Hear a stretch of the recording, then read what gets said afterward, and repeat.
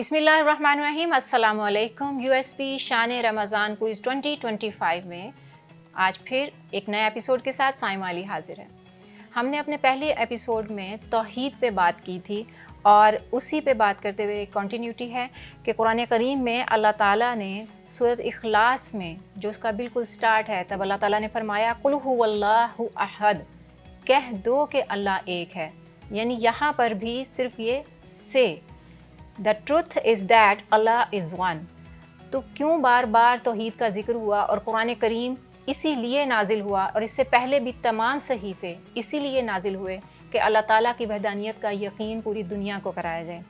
اس دن ہم نے بات کی تھی کہ ارمغان حجاز میں علامہ اقبال نے توحید کا ذکر کیا، لیکن آج بات کریں گے کہ بانگ درا میں شکوہ جو سب نے سن رکھی ہے اس میں سے ایک شعر ہے، کس کی ہیبت سے صنم سہمے ہوئے رہتے تھے، کس کی ہیبت سے صنم سہمے ہوئے رہتے تھے، منہ کے بل گر کے هو اللہ احد کہتے تھے. اور اسی بات کو علامہ اقبال نے اپنی ضرب کلیم میں توحید کے نام سے ایک پوری نظم ہے جس میں یوں بیان فرمایا، توحید ونس آف گاڈ، زندہ قوت تھی جہاں میں یہی توحید کبھی، آج کیا ہے فقط ایک مسئلہ علم کلام.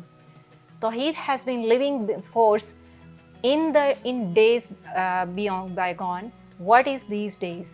Merely a topic of theology? روشن اس ذو سے اگر ظلمت کردار نہ ہو، خود مسلمان سے ہے پوشیدہ مسلمان کا مقام. If its glory doesn't make the darkness of character radiant, Muslim cannot judge his elevated position. میں نے اے میرے سپاہ تیری سپاہ دیکھی ہے، میں نے اے میرے سپاہ تیری سپاہ دیکھی ہے، قل هو اللہ کی شمشیر سے خالی ہے نیام. Chief of warriors, I have witnessed your array. Their states are devoid of the sword of say, He is Allah. اس راز سے واقف ہے نہ ملا نہ فقیر، وحدت افکار کی بے وحدت کردار ہے خام. Neither mullah nor faqir, in which is the fact that unity of thought without unity of action is imperfect. تو جب علامہ اقبال بار بار توحید کا ذکر اپنی مختلف کتابوں میں کر رہے تھے تو اس کا مقصد صرف یہی تھا کہ مسلمان کے دل سے وہ خوف جو دنیاوی خداؤں کی وجہ سے اس کے اندر ہے اور وہ آگے نہیں بڑھ پا رہا، وہ ختم ہو جائے اور وہ صرف توحید کامل کا ہی رہے. ہم اپنے ایپیسوڈ کا آغاز کرتے ہیں. آج ٹیمز کا تعارف کراتے ہیں. ہمارے ساتھ پہلی ٹیم اے موجود ہے یونیورسٹی آف سدرن پنجاب کی معاذہ رحمان اور سمیرہ اکبر. ویلکم ٹو دا شو. اور دوسری ٹیم نامل یونیورسٹی سے ہے محمد اسد افضل اور لائبہ زیتون. ویلکم ٹو دا شو. پہلے آج ہم تھوڑی سی بات چیت کر لیں کیونکہ اب کچھ ایپیسوڈز ہو گئے ہیں. تو USB کی ٹیم، کیا ایکسپیرینس ہے آپ کا؟ اب پہلے سے کانفیڈنٹ فیل کر رہے ہیں؟ جی پہلے سے تو کافی امپروومنٹ بھی ہوئی ہے اور کانفیڈنٹ بھی فیل کر رہے ہیں. کیا چیز آپ کو اب تک لگی کہ جس کی وجہ سے آپ نے امپروو کیا ہے؟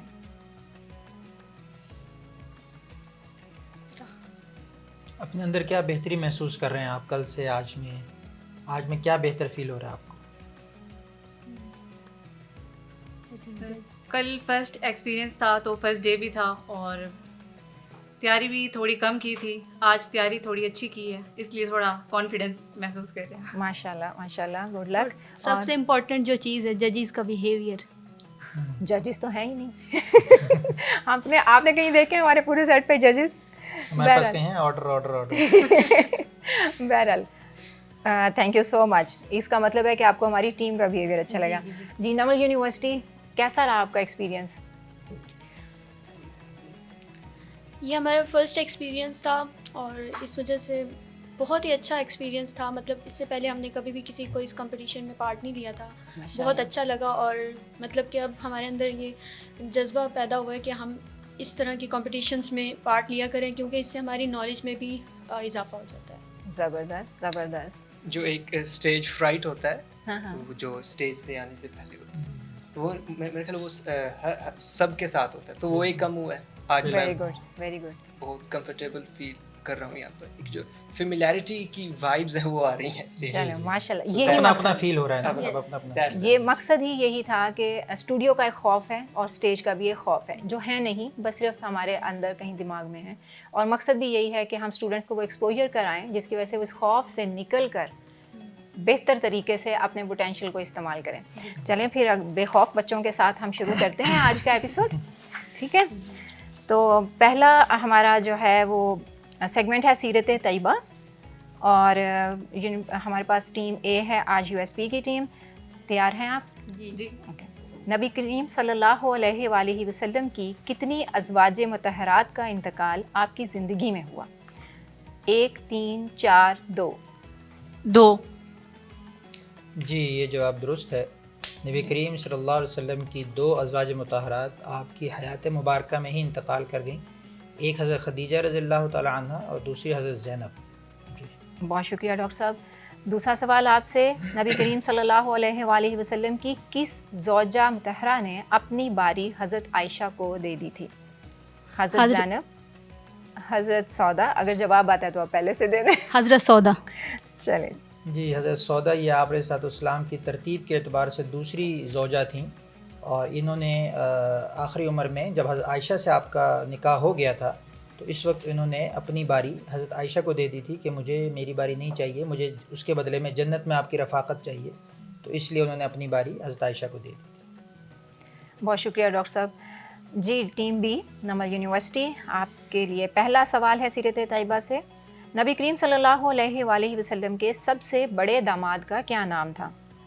ابو العاص بن ربیع، حضرت عثمان، حضرت انس، حضرت عباس.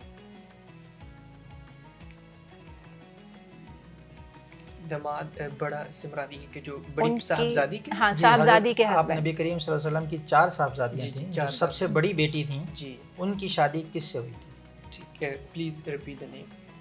ابو العاص بن ربیع، حضرت عثمان، حضرت انس، حضرت عباس. حضرت جو پہلا نام ابو العباس، ابو العاص. ابو العاص. جی یہ جواب درست ہے ماشاءاللہ. ابو العاص بن ربیع آپ کے بڑے داماد تھے، اور یہ جو شادی تھی یہ نبوت سے پہلے ہوئی تھی، اور ابھی یہ اسلام قبول انہوں نے نہیں کیا تھا. اور جب نبوت آپ اسلام نے نبوت کا اعلان کیا تو پھر انہوں نے نبی کی بیٹی تو ظاہر ہے کہ وہ مسلمان تھیں، لیکن انہوں نے پھر اسلام قبول نہیں کیا تھا، تو بہرحال پھر اس کے بعد پھر آگے ان کی نسل چلی. جی بہت شکریہ ڈاکٹر صاحب. جی آپ سے دوسرا سوال ہے، حضرت فاطمہ کے بعد حضرت علی نے کس سے شادی کی؟ حضرت حنفیہ، حضرت امامہ، حضرت صوبیہ، حضرت حفصہ. لفظ حضرت امامہ. امامہ. حضرت امامہ، حضرت صوبیہ، حضرت حنفیہ، حضرت حفصہ.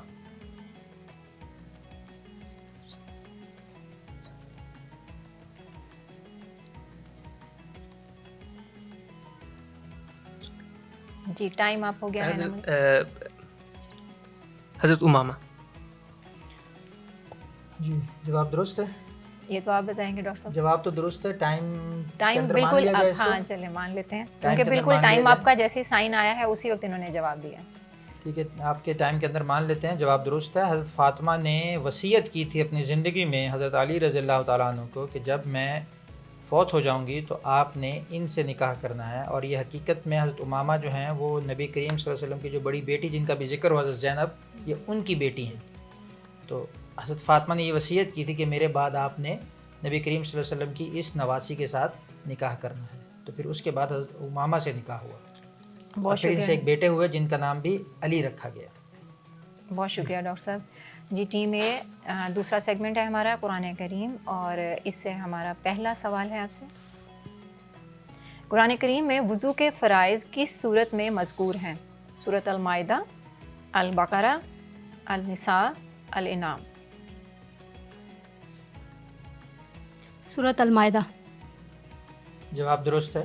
وضو کے 4 فرائض ہیں، اور اللہ تعالیٰ نے سورۃ مائدہ کے اندر غالباً دوسرا رکوع شروع ہو رہا ہے، وہاں پر اللہ تعالیٰ نے یہ 4 فرائض ذکر کیے ہیں. جی بہت شکریہ ڈاکٹر صاحب. آپ سے دوسرا سوال ہے ٹیم اے، قرآن میں لین دین پر لکھت پڑھت کا حکم کس سورہ میں آیا ہے؟ سورۃ البقرہ، سورۃ صاد، سورۃ النساء، سورۃ الانعام. سورۃ البقرہ. جی یہ جواب درست ہے. آیت مدائنت ہے جو بہت بڑی آیت ہے, اس کے اندر یہ لکھا گیا ہے, باقاعدہ حکم دیا گیا ہے کہ اے مومنو جب بھی تم کسی بھی چیز کے بارے میں لین دین کرو, پیسوں کا ہو, چیزوں کا ہو, تو اس کو کہیں نہ کہیں لکھ لیا کرو تاکہ وہ بعد میں سند کے طور پہ کام آئے. بہت شکریہ ڈاکٹر صاحب. اب ٹیم بی سے ہمارا سوال ہے اسی سیگمنٹ سے, قرآن حکیم سے. قرآن کی کتنی صورتیں لفظ کل سے شروع ہوتی ہیں؟ 3, 4, 5, 6. 5. جی جواب درست ہے, جس میں سے 4 تو جو قل مشہور ہیں وہ ہیں, اور ایک سورۃ الجن ہے جو قل اوحی الیہ سے شروع ہوتی ہے. بہت شکریہ ڈاکٹر صاحب. جی قرآن میں سب سے پہلے نازل ہونے والی مکمل سورت کون سی ہے؟ سورۃ فاتحہ, سورۃ علق, سورۃ الاخلاص اور سورۃ نصر. پوری سورت. میم ریپیٹ کوشچن. قرآن میں سب سے پہلے نازل ہونے والی پوری سورت کون سی ہے, مکمل سورت کون سی ہے؟ سورۃ الفاتحہ, العلق, الاخلاص, النصر. یعنی ویسے تو آیات نازل ہوتی تھی نا, کبھی کوئی آیت, تو پہلی دفعہ مکمل سورت کے طور پہ نازل ہوئی وہ کون سی ہے؟ سورہ فاتحہ. جی جواب درست ہے. جی ٹیمز آج اچھے سے پریپیئر ہو کر آئی ہوئی ہیں. تو اب ہم تیسرے سیگمنٹ کی طرف چلتے ہیں, تاریخ اسلام. اور ٹیم اے سے ہمارا پہلا سوال ہے, بنو امیہ کے زوال کی سب سے بڑی وجہ کیا تھی؟ عباسی تحریک, خوارج کی شورش, اندلس کی بغاوت, داخلی کمزوری.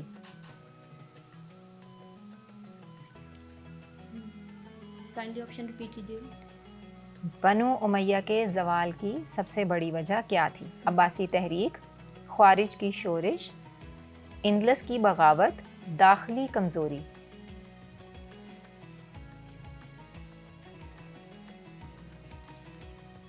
خوارج کی شورش. جواب ٹھیک نہیں ہے, جواب ہے عباسی تحریک. عباسی تحریک شروع ہوئی تھی جس کے بعد دوبارہ بنو امیہ کا پھر زوال ہوا اور پھر بنو عباس کا جو ہے وہ اس کی ابتدا ہوئی. جی آپ سے دوسرا سوال ہے ٹیم اے, حضرت علی کی خلافت کے دوران لڑی جانے والی پہلی جنگ کون سی تھی؟ جنگ جمل, جنگ صفین, جنگ نہوان, جنگ بدر. جنگ جمل. جی جواب درست ہے. درست جواب. جی ٹیم بی ریڈی ہیں؟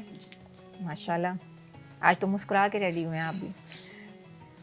وہ اکثر ہم نے بات سنی ہوئی تھی کہ خوشبو لگا کے, آج تو ٹوپی اچھی پہن کر آئیں. خلیفہ منصور نے بغداد کا دوسرا نام کیا رکھا تھا؟ خلیفہ منصور نے بغداد کا دوسرا نام کیا رکھا تھا؟ مدینۃ الاسلام, مدینۃ العلم, مدینۃ العلا. مدینۃ اسلام, مدینۃ العلم, مدینۃ العلا. علا. مدینۃ العلا. یہ مدینۃ السلام ہے. مدینۃ السلام, مدینۃ العلم, مدینۃ العلا. مدینۃ العلا. یہ جواب ٹھیک نہیں ہے. نام رکھا تھا مدینۃ السلام, اور چونکہ اس کی وجہ یہ تھی کہ بغداد اس کا پرانا نام تھا جو اصل میں باغداد تھا, باغ داد. اور یہ چونکہ اس میں تھوڑا سا شرک کا شائبہ تھا, کیونکہ باغ داد کا مطلب یہ ہے کہ جو کسی نے دیا ہو باغ, تو اس وجہ سے اس کا نام پھر تبدیل کر کے, کیونکہ اس وقت یہ اسلامی تہذیب کا مرکز بنانے جا رہے تھے اس کو, اور بعد میں یہ بنا بھی, تو اس وجہ سے پھر اس کا نام تبدیل کر کے مدینۃ السلام رکھا. لیکن پھر وہ چلا نہیں, زیادہ مشہور پھر وہ بغداد کے نام سے ہی بدلا, باغداد سے بغداد ہو گیا, پھر وہی چلتا رہا. بہت شکریہ. جی آپ سے دوسرا سوال ہے, فاطمی خلافت کی بنیاد کس شہر میں رکھی گئی؟ فاطمی خلافت کی بنیاد کس شہر میں رکھی گئی؟ کیروان, بغداد, دمشق, قرطبہ. دمشق اور قرطبہ, بغداد اور کیروان.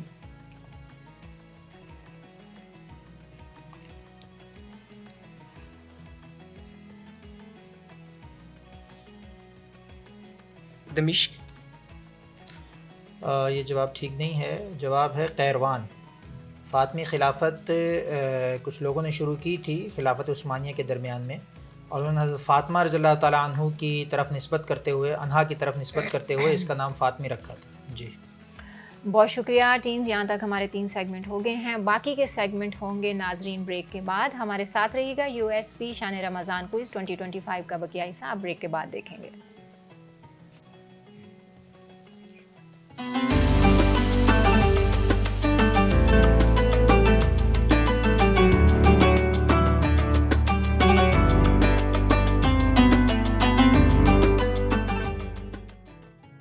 USP شان رمضان کوئز 2025 میں خوش آمدید کہتے ہیں. اور آپ کو یہ بتاتے چلیں کہ ہمارا یہ پروگرام اس دفعہ پورا شو سپانسر کیا ہے نساء کاسمیٹکس نے، اور اس پورے شو کو آرگنائز کیا ہے کریکٹر بلڈنگ سوسائٹی نے. تو ہم چلتے ہیں اپنے چوتھے سیگمنٹ کی طرف اور ٹیم اے کی طرف. ایسے آج بہت اچھا لگ رہا ہے، ٹیمز بہت تیاری کے ساتھ آئی ہیں. تو مسلمان سائنسدان کا ہمارا سیگمنٹ ہے اور آپ سے سوال ہے ٹیم اے، تاریخ اور جغرافیہ. تاریخ و جغرافیہ پر کس مسلم سائنسدان کا کام حتمی سمجھا جاتا ہے؟ المسعودی، البیرونی، الرازی، الفارابی. یعنی تاریخ و جغرافیہ میں ان میں سے کس سائنسدان نے سب سے بہترین اور اتھینٹک کام کیا ہے؟ آپشن رپیٹ کیجیے گا. المسعودی، البیرونی، الرازی، الفارابی.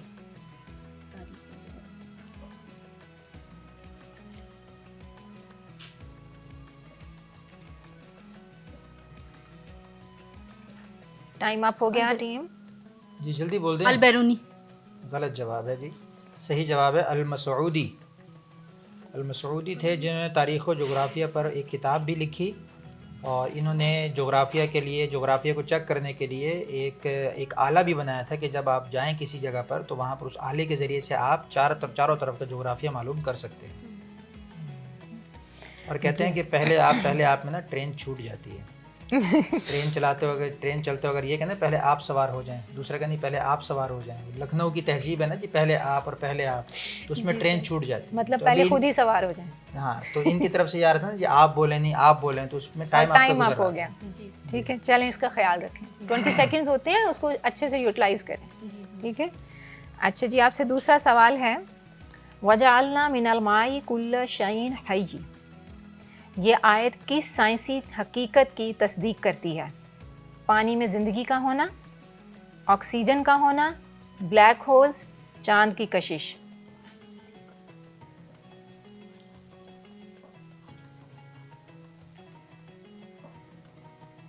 پانی میں زندگی کا ہونا.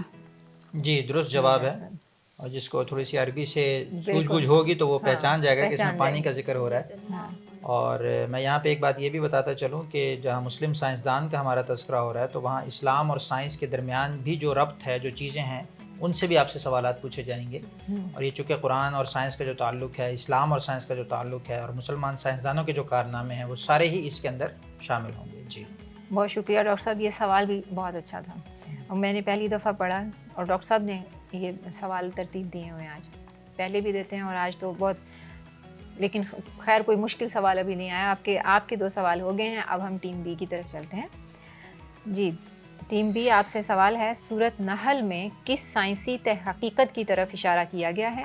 شہد کی مکھی کا طرز زندگی، ستاروں کی گردش، زمین کی گردش، آئرن کے فوائد.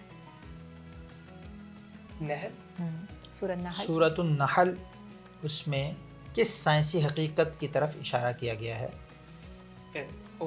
شہد کی مکھی کا طرز زندگی، ستاروں کی گردش، زمین کی گردش، آئرن کے فوائد.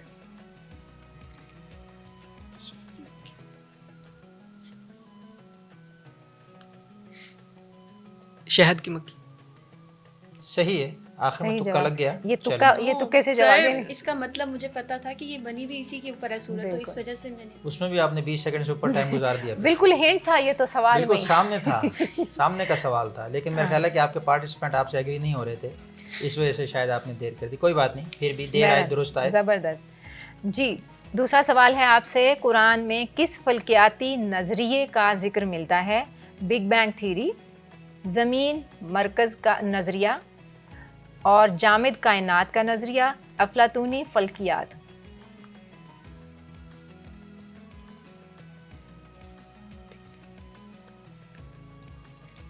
Big bang. جی بالکل صحیح جواب ہے. بگ بینگ تھیوری یہ قرآن کے نزول کے بہت عرصے کے بعد سائنسدانوں نے، اسٹیفن ہاکنگ جس کو کہا جاتا ہے، اب فوت ہو گیا، اس نے یہ تھیوری پیش کی تھی. ہاں 2016 میں غالباً. جی، اور جس میں یہ کہا گیا تھا کہ پوری کی پوری کائنات جو ہے وہ ایک دھماکے کے نتیجے میں وجود میں آئی ہے، اور پھر ایک پورا پہلے ایک ذرہ تھا اور اس کے بعد پھر یہ بلیک ہول ہے اور یہ ساری چیزیں ہیں. تو یہ بہت پہلے قرآن کے اندر ہی اس کا اشارہ مل گیا تھا. جی بہت شکریہ ڈاکٹر صاحب. اور اب ہمارے آج کے ایپیسوڈ کا آخری سیگمنٹ ہے تاریخ پاکستان، اور اس کا پہلا سوال ہے ٹیم اے سے. تحریک پاکستان کے دوران سب سے زیادہ مسلم لیگ کا ساتھ دینے والا صوبہ کون سا تھا؟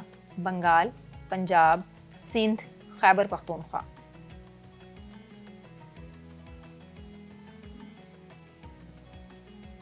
रिपीट कीजिएगा क्वेश्चन. تحریک پاکستان کے دوران سب سے زیادہ مسلم لیگ کا ساتھ دینے والا صوبہ کون سا تھا؟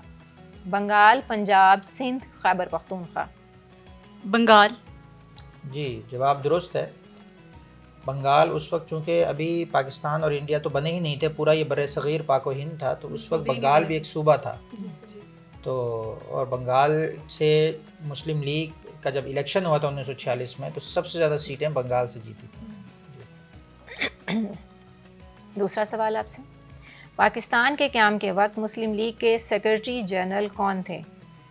قیام کے وقت، پاکستان کے قیام کے وقت. لیاقت علی خان، حسین شہید سہروردی، خلیق الزماں، نواب اسماعیل خان.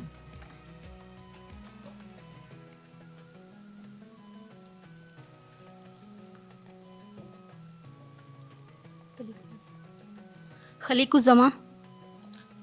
یہ جواب ٹھیک نہیں ہے. جواب ٹھیک ہے لیاقت علی خان. یہ پھر پاکستان کے پہلے وزیر اعظم بھی بنے، لیکن اس وقت جو مسلم لیگ جماعت تھی، اس میں ظاہر ہے جماعت کا بھی ایک ہیرارکی ہوتی ہے کہ جماعت کا ایک چیئرمین ہوتا ہے، پھر اس کا ایک صدر ہوتا ہے، پھر اس کا ایک جنرل سیکرٹری ہوتا ہے، اور اسی جماعت سے پھر آگے عہدے بنتے ہیں کہ اچھا میں آگے پھر الیکشن جیتا ہوں تو میں صدر بنوں گا، میں وزیر اعظم بنوں گا. تو یہ جماعت کے اعتبار سے جنرل سیکرٹری تھے، اور پھر جب پاکستان وجود میں آیا تو پھر انہی کو وزیر اعظم بنایا گیا. جی ٹیم بی آخری سیگمنٹ ہے اور پہلا سوال ہے. تحریک پاکستان کے دوران قائد اعظم کی معاونت کے لیے سب سے زیادہ مالی امداد کس ریاست نے دی؟ حیدرآباد، دکن، بھوپال، بہاولپور.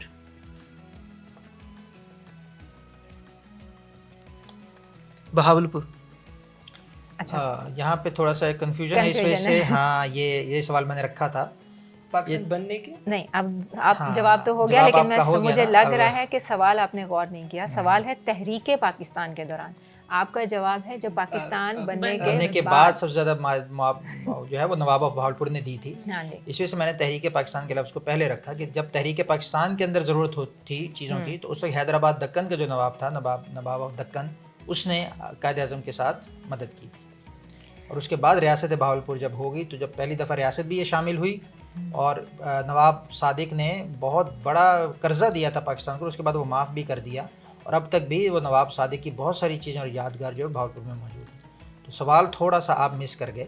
غور کرتے تو سمجھ آ جاتی ہے. دوسرا سوال ہے آپ سے. پاکستان کے قیام کی حتمی تاریخ کا اعلان کب ہوا؟ سوال غور سے سنیے گا. پاکستان کے قیام کی حتمی تاریخ کا اعلان کب ہوا؟ یہ اعلان کس تاریخ کو ہوا تھا وہ آپ نے بتانا ہے. 3 جون 1947، 4 جولائی 1947، 14 جون 1947 یا 15 اگست 1947.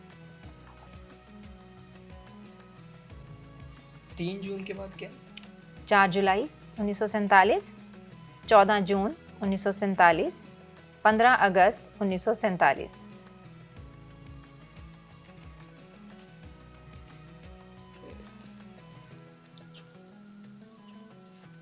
جولائی کی اور ایک 4 جولائی ہے، ایک 3 جون ہے، سب 1947 ہیں. 3 جون، 4 جولائی، 14 جون اور 15 اگست. یہ 15 جولائی والا ہے، 15 جولائی والا. 4 جولائی.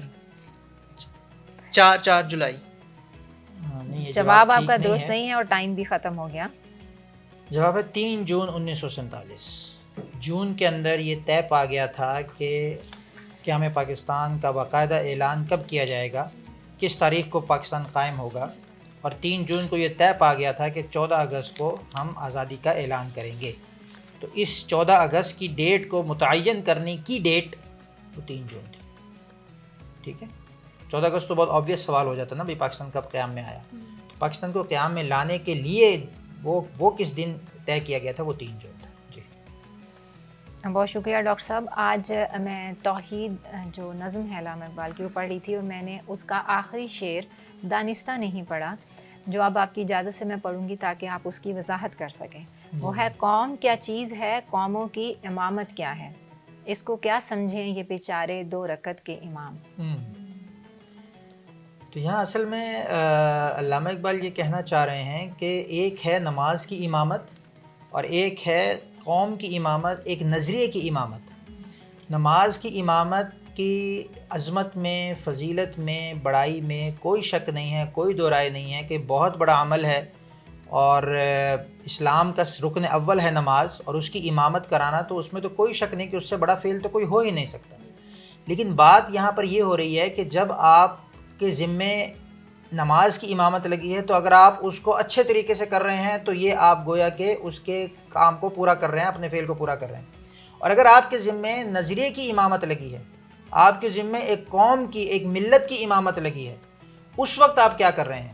کیا اس وقت بھی آپ صرف اپنی ہی چیز کو دیکھ رہے ہیں؟ کیا اس وقت بھی آپ اپنے ذہن کو وسیع نہیں کر رہے, قوم اور ملت اور آفاقی تعلیمات کے بارے میں نہیں سوچ رہے؟ تو پھر یہ غلط ہے کہ پھر اس کا مطلب ہے کہ آپ اسی اپنے کنویں کے اندر ہی پھنسے ہوئے ہیں, آپ قوم, ملت, آفاق اور ان چیزوں کی طرف نہیں جا رہے. تو اقبال یہ کہنا چاہ رہے ہیں کہ چاہے انداز ان کا کوئی بھی ہے, لیکن ان کا کہنے کا مطلب یہ ہے کہ آپ جو ہے اپنے دائرے سے باہر نکلیں. اور اسی دوران ہمارے پاس رزلٹ بھی آیا, وہ بھی اناؤنس کرتے ہیں کہ اب آپ اپنے دائرے سے باہر نکلیں اور بڑا سوچیں, قوم کے لیے سوچیں, اپنی ذات سے ہٹ کے. ایک فرد جو ہے وہ اپنی ذات سے ہٹ کے پوری قوم اور پوری جماعت تب بنتا ہے جب وہ دوسروں کی امامت کے لیے اپنے آپ کو تیار کرتا ہے. کہتے ہیں کہ وہ جب دوران نماز وقت نماز آیا تو پھر وہ سجدے میں گر پڑے جب وقت قیام آیا, کہ جب وقت قیام تھا, جب کھڑا ہونے کا وقت تھا, جب لڑنے کا وقت تھا, تو اس وقت سجدے کا وقت نہیں ہے, اب لڑنے کا وقت ہے. تو اس وقت ایک تو وقت کو پہچاننا کہ کس وقت آپ کی کیا ذمہ داری ہے اور اس کے اوپر آپ نے کیسے عمل کرنا ہے, یہ اس شعر سے بتایا جا رہا ہے. بہت شکریہ ڈاکٹر صاحب اس وضاحت کے لیے, کیونکہ اگر میں اس کو فلو میں پڑھتی تو ہم یہ بات سمجھ نہیں پاتے کہ ایسے ہی جو شعر کا ایک لفظی مطلب ہوتا ہے اسی پہ ٹھہر جاتے ہیں. رزلٹ آ چکا ہے ہمارے پاس, اور رزلٹ آپ لوگوں کو خود بھی ویسے تھوڑا بہت اندازہ ہوتا ہے, لیکن بہرحال نمل یونیورسٹی آپ نے 10 میں سے 6 اسکور کیا ہے. آج سوالات شاید مشکل تھے تو, لیکن بہرحال آپ کی تیاری بہت اچھی تھی ہمیشہ کی طرح. اور یونیورسٹی آف سدرن پنجاب آپ کے 10 میں سے 7 ہیں اسکور. مجھے تو لگ رہا تھا شاید ٹائی ہو رہا ہے, لیکن بہرحال 1 نمبر سے آج کی ونر جو ہے وہ یونیورسٹی آف سدرن پنجاب ہے. تو لیکن یہ جو ٹوٹل اسکور ہے آپ کا, اس کے بعد سیمی فائنل کے لیے جو ٹیمز کوالیفائی کی ہیں وہ آپ کو بتایا جائے گا. بہت شکریہ ڈاکٹر صاحب, آپ کا بھی بہت ساری چیزوں کی وضاحت کے لیے آپ ہمارے ساتھ موجود ہوتے ہیں, اور اس کے لیے بہت شکریہ. اور ٹیمز آپ کا بہت شکریہ کہ آپ وقت پہ تشریف لاتے ہیں, جس کی وجہ سے پروگرام اچھے سے جو ہے وہ ریکارڈ ہو سکتا ہے اور ٹائملی اس کو ہم وائنڈ اپ بھی کر سکتے ہیں. مجھے یقین ہے کہ آپ اپنی اس وقت کی پابندی کی جو عادت ہے اس کو قائم رکھیں گے زندگی بھر. جی ناظرین, اب یہاں پر ہمارے اس ایپیسوڈ کا اختتام ہوتا ہے, اور ہمیں اجازت دیجیے.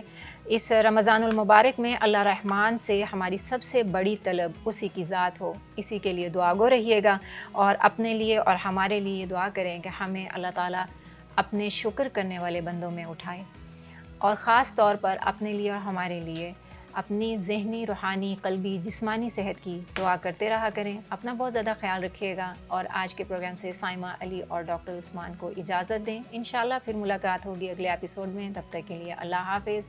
پاکستان زندہ باد, USP پائندہ باد.